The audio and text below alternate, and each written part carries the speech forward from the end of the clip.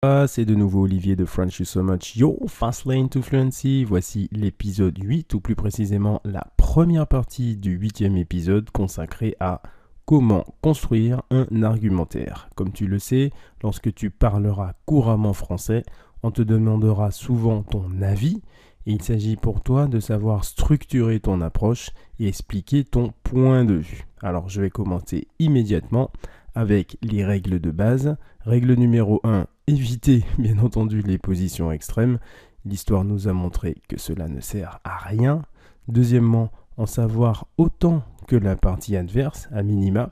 Ceci te permet de comprendre le point de vue opposé et d'en définir les limites pour pouvoir exprimer ton propre point de vue.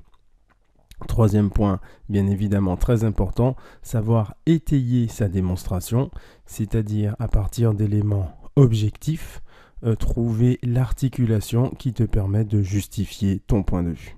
Et enfin, c'est ok de ne pas être ok, d'accord? Donc pas de difficulté, pas de problème et pas de rancune si jamais tu n'es pas d'accord avec la partie dite adverse, ok? On ne fait pas la guerre parce qu'on n'est pas d'accord avec quelqu'un, à part quelques rares exceptions. Voilà, c'est parti pour la partie règles de base qui est terminée. Je passe donc à la structure pour présenter un argumentaire. C'est un triptyque, c'est-à-dire une structure en 3 parties qui contient dans un premier temps la thèse. La thèse, c'est la partie de l'argumentaire dans laquelle on est en phase avec le point de vue de l'auteur ou de la personne qui parle, qui s'exprime.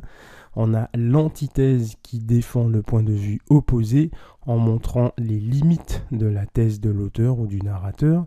Et enfin, la synthèse, donc qui est la combinaison de la thèse et de l'antithèse et qui va dépasser ce clivage en élevant le débat. Voilà simplement la structure thèse, antithèse, synthèse.